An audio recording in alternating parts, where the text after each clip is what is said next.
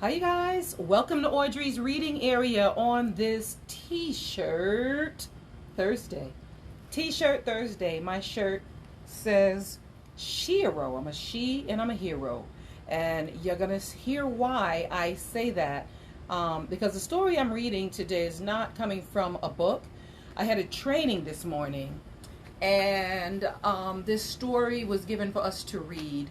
And it brought little tears to my eyes. It got really deep, and I want you guys to hear it. And when you read it, you will see why. You will see why. So, again, Shiro is my t-shirt for today. T-shirt Thursdays. Shiro, as in the she hero. I am one of many educators that really help these children. The story that I'll be reading today is called Hugging a Porcupine. Hugging a Porcupine. Now, it's printed out on paper, so there are no pictures. However, I tried to do research and find out who wrote this. I could not find it. It said something about strengthening our community, one family at a time. It said calm, 50 years. I don't know what that means, but I'm a special education EBD educator. EBD stands for emotional and behavioral disorders. So it's my specialty. So I love working with children that have these issues. I actually work well with them. It just comes natural. I don't know if it had to do with how I grew up. My brothers. Joke. I don't know if it had to do with how I grew up, where I grew up, things that I've been through in life, but things like this just come natural to me. This struck a nerve because, not only I'm an educator, but in the past I was a child protective specialist. I did that, as a supervisor for some time, and then I just was a child protective specialist, before in New York. So this story really, I won't say hits home, but hits home.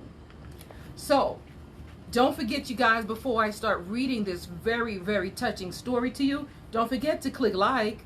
Don't forget to share this video. Trust and believe. I think everybody needs to hear this story. It will touch you in some way or another. And, well, you'll see. I'm going to start reading. And don't forget, when I'm done, click the link. Go to YouTube and Audrey's reading area. Smash! I'm like Shiro, right? Smash that subscribe button for me. And don't forget to punch that notification bell so you can be notified every time I upload a new video to Audrey's reading area. Now, let me just jump in and read. Hugging a Porcupine. It says, he is ours.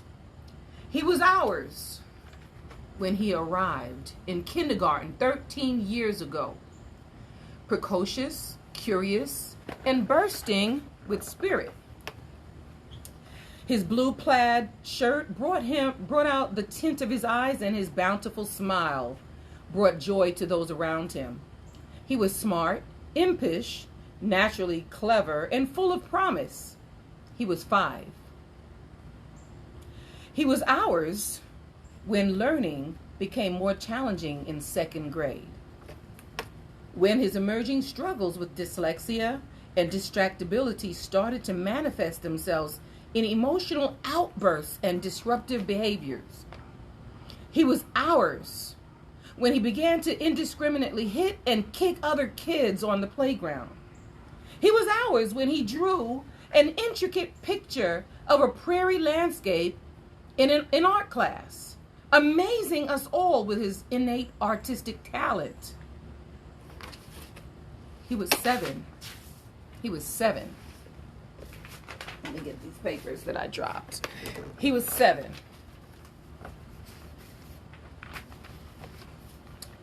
Wow. He was ours when he began testing the limits of acceptable classroom behavior, when his self-esteem began to slowly die and his personality turned increasingly stormy. He was ours when he intentionally punched his teacher in the arm in 3rd grade and threw a book at another child's head. When he curled up in a corner of the room, hyperventilated cried and said he was sorry. He was 9. He was ours in 5th grade when his parents divorced and when he witnessed his 54-year-old grandmother die after an excruciating battle with cancer. We were there when his dad remarried and moved to California. The last time he's seen his father. He was ours when his mother lost another job after showing up drunk at work. He was ours when the home he'd lived in all his life went through foreclosure and when his mother and he moved into a local shelter. He was ours when he started stealing and tormenting smaller kids at the bus stop. He was 11. He was ours when his beautiful, infectious smile retired and the darkness began to encircle him. He was ours when he had to reassure the other children, when we had to reassure the other children in his 7th grade class that they were safe, despite his nearly constant threats. He was ours when he stopped doing homework, when he stopped caring about his grades, and when he started skipping school to play violent video games. He was ours when he tried his first cigarette, drank his first beer, popped his first pills, smoked his first joint, and became sexually active. He was 14. He was ours when he got suspended for fighting, for chronic disruptive behavior, for cussing out a teacher, for breaking a computer. He was ours when we couldn't find his mom to pick him up on the day he said he was going to hurt himself after taking out a few others. When he told his counselor he wished he'd never been born. He was ours when the police handcuffed him and delivered him to the local adolescent care center. He was 15. He was ours 6 months later when his mom died of an overdose in the back seat of a drug dealer's car. He was ours when he returned to school as a hollow shell of his previous self, nearly catatonic from his prescribed regimen of daily depression medications. He was ours when a caring teacher, Shiro, this story's not about me though. When just other teachers, all of us are Shiros. He was ours, well, I have done it before, but not exactly this. He was ours when a caring teacher decided to take a chance and bring him into her family's home. When the color came back to his eyes. He was ours when he won the grand prize in the Philbrook Museum's Young Artist Contest. He was ours when he found a counselor he trusted and who took the time to listen and who was patient enough to peel through the many layers of anger and angst surrounding his soul to discover the sad, insecure, yet lovable boy inside. He was ours when he recovered his smile again. When he joined a local church youth group and found meaning in his life. He was ours when a beautiful girl with deep blue eyes and an angel's heart gave him a reason to love him again. He was 17.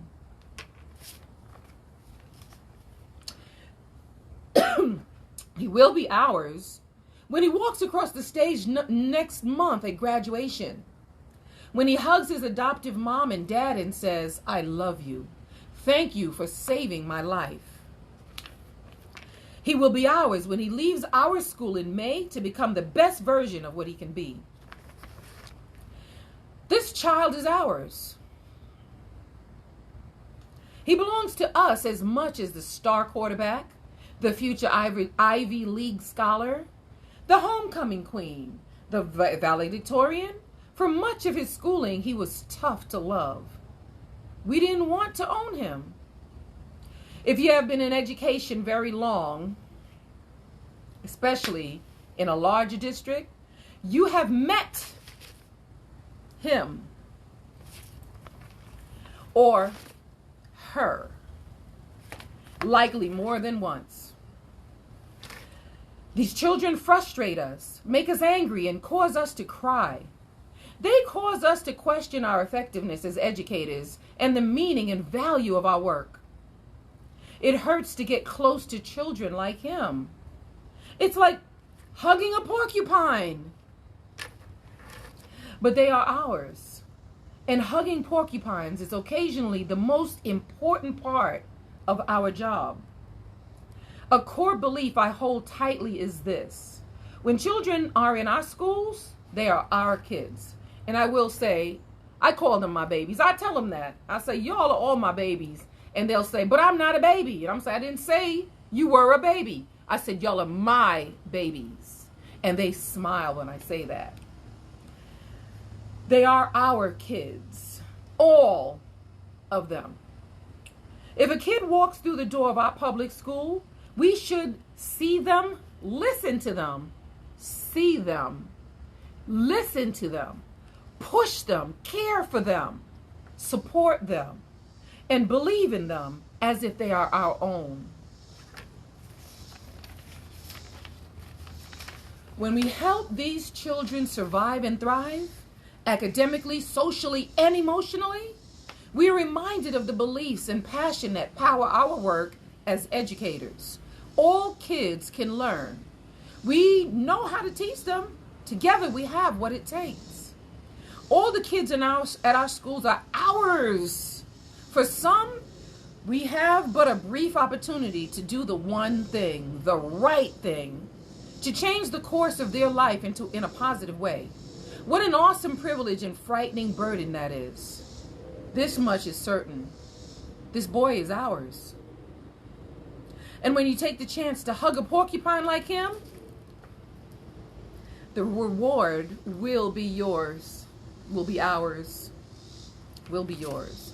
They have a picture in here. I don't think this is the boy, but I guess they had a picture in here for effects.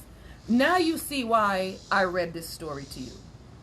This story was in my training this morning, and once I read it, I said, I'm reading this tonight. Strengthening our community one family at a time. It said calm 50 years. Special. Yeah, it's just this story hit home. So when I did some research trying to find who the author was, and I couldn't find him, I did find what does it mean to hug a porcupine. It says, hug the porcupine with your eyes. Hug the porcupine with your eyes. It conveys that they are important and that this very moment is important. Plus, sometimes the prickly spouse, parent, or child needs to see through your eyes that you empathize with them. That means you can feel what they feel. That you are aware of the pain they're experiencing. And this was posted September 29 of 2019. Now you see why I read this story. This story really touched me. It hit home. It hit home. So, please rewind this video. Go to YouTube, watch it, rewind it, rewatch it. Smash that subscribe button. Click like, share it. Share it with everybody. Because everybody knows a porcupine. Everybody knows a porcupine. And some of these porcupines have not been hugged yet. Please, like this title says, hugging a porcupine. Please hug a porcupine. Thank you guys for being here and supporting me and listening to me read. I am be here at 5 tomorrow. Alexa, what time is Audrey's reading area? Okay, here's Big Sky. Currently, it's 89 degrees and feels like 96 with humid. Why is it telling me that? It's telling me the weather. Tonight, it should be humid. Alexa, with an overnight. What time is Audrey's reading area? Currently, it's 89 degrees. Alexa, what time is Audrey's reading area? It's not doing it. I don't know what happened. Alexa, what time is it? It's 5:15 p.m. You got that right. Alexa, what time is Audrey's reading area? I'm not quite sure how to help you with that. Alexa, stop. Okay, we're going to try one more time with this thing. Alexa, what time is Audrey's reading area? Audrey reads in her area at 5 o'clock p.m. It said it right. Oh, the things that this thing puts me through. Okay. But I like that thing anyway. Thank you guys. Thank you, Mom. Her name is Beverly. Thank you so much for being here every single day. Every day. Natasha Berry. Wow. Thank you for joining us today. Thank you so much. I really, really appreciate Jerry. Jerry is my longtime friend. I tell you, I graduated a long time ago from elementary school, and I had him in my class since about maybe second or third grade. I've known this guy. Thank you, Jerry. Thanks for joining us and supporting me. I'm saying joining us, joining everybody here and supporting me as I read fun, exciting, important stories. This one really touched my heart. But thank everybody. Thank all of you for being here and listening to me read these stories. I hope this one really gave you something in your heart so you can go out there and just hug a porcupine. There's so many people that are just mean to people that do things like this. They don't understand what's going on with the child. They don't understand the child's background. And even though you don't know or understand what happened to them, just show them love, because that can make a change in somebody's life. Please do. Please do. But once again, Audrey's reading area, thank you everybody for joining me. Thank you for sharing. Thank you for going to YouTube and smashing that subscribe button for me. Please, it's really, really, really important that you guys hit that subscribe button for me. I'm trying to get 1,000 subscribers. I only have about 440 subscribers. I'm trying to get 1,000 subscribers. I can't monetize it. I am not monetizing off of this. You do not monetize until you make 1,000 subscribers and get a whole bunch of viewing hours. So please go on over to YouTube. Tell everybody to subscribe. Smash it. Yes. Thank you. And I will see you again tomorrow, right? Will you be here? Because I'll be here tomorrow live at 5. That's Live Live at 5 tomorrow. I'll see you there and see you soon.